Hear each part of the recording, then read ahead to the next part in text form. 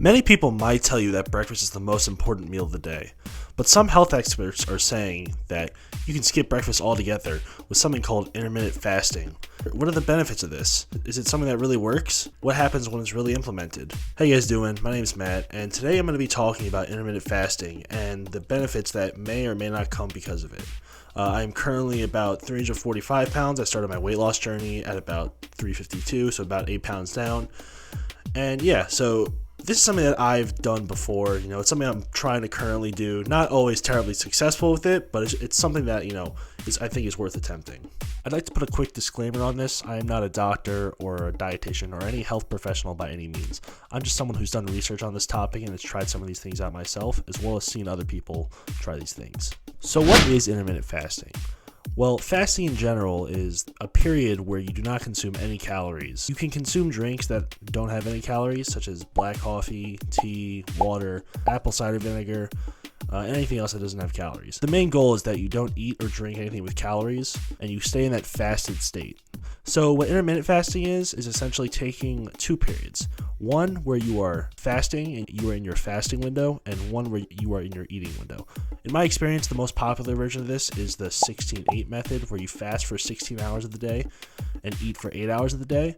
And you can kind of do this with any variation that you wish. I've done variations of this, and one of the more extreme ones that I've also attempted is something called OMAD, which stands for 1 meal a day, and it's where you have a 23-hour fasting window and you have a 1-hour eating window. So it is a very extreme version, but a lot of people try it, and from what I've seen, people have a lot of success stories with it. So what are the health benefits to intermittent fasting, and why does it work? So there are a couple things, both related to weight loss and not related to weight loss. Some of these benefits can be your thinking and memory improves, your blood pressure improves, your physical performance, whether that's in the gym or cardio, that gets better. And the main thing that I've seen and that I've heard of is something called autophagy, which is pretty much where your body recycles old dead cells and organelles in your body and kind of flushes it out.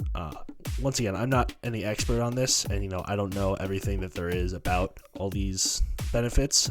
These are just things that I've seen through research and I've heard people have success with. Be careful when you do fast though, because if you do it for a too prolonged period, then it can cause harm to your body. And we'll talk a little bit about this prolonged fasting period later.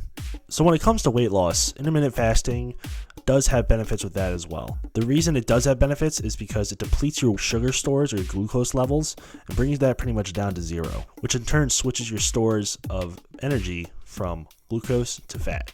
You can think of this kind of as a metabolic switch, quote unquote. There's a really good video that I've watched with Dr. Jason Fung. You can go watch it, and it's a little bit long. It's about an hour and a half, so make sure you have some time. I'll link it in the description so you can watch it later. But pretty much he goes over the benefits of intermittent fasting and what happens when you don't eat for a prolonged period of time. In essence, he describes in the video how fasting can boost your metabolism and lower your insulin levels, which causes you to burn more fat than if you were just eating 3 or 4 meals a day like many Americans do. And yeah, so I think it was a really helpful video. I learned a lot while watching it, and I encourage you to go watch it if you have time. When talking about insulin, the whole thing about this is that we want to prevent an insulin spike, as it can cause our bodies to store fat. A couple things that can spike your insulin: generally eating fatty foods, high carb foods, things like that.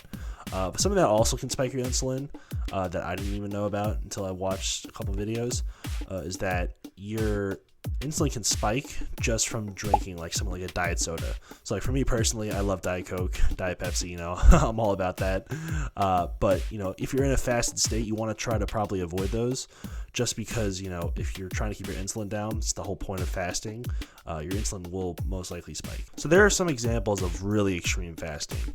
A couple of examples that come to mind: there's a former NFL player named Russell Okung, I believe I'm pronouncing that right, and he fasted for about 40 days and lost almost 100 pounds, I believe. Kevin James, the famous actor, he went on the Joe Rogan podcast, and he talked about how he fasted for, I believe, 41 days straight and can lose 50-60 pounds while doing that. So there are really extreme variations of this. I am not encouraging you to do this at all. I believe that you should probably speak to a medical professional if you're going to do something like that. But yeah, I've tried to start doing this. To be honest, I've never made it past the first day. I try to do it, and it just doesn't work. My body's like, you need food, which we all do. So now we're going to talk a little bit about my personal experience with fasting. So I've tried many different forms of fasting, from the 16-8 method to OMAD. to, like I just said, the not eating for a prolonged period, like days or weeks on end. I find that the less restrictive I am, the more successful I am. So going into this weight loss journey, I'm probably going to do around something like 16-8. How it works is I'm probably going to get home from work around 2:30, 3 o'clock every day. So I'll probably eat around, let's say 3:30, and I'll probably eat again at like 7.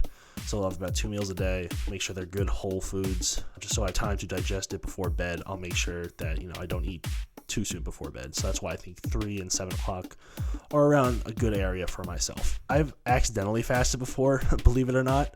What I mean by this is I'm not intentionally saying I'm not going to eat during this time period. It's more so just that I don't eat breakfast, and then I just, it kind of just goes along that way, and I don't eat till like 2-3 o'clock in the afternoon. And I've actually found that I have lost 5-6 pounds while doing this, while not even trying to lose weight.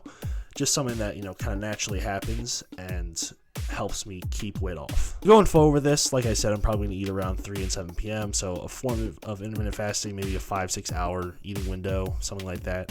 And we're going to see how this goes. Thank you guys. I'll see you in the next video. Bye.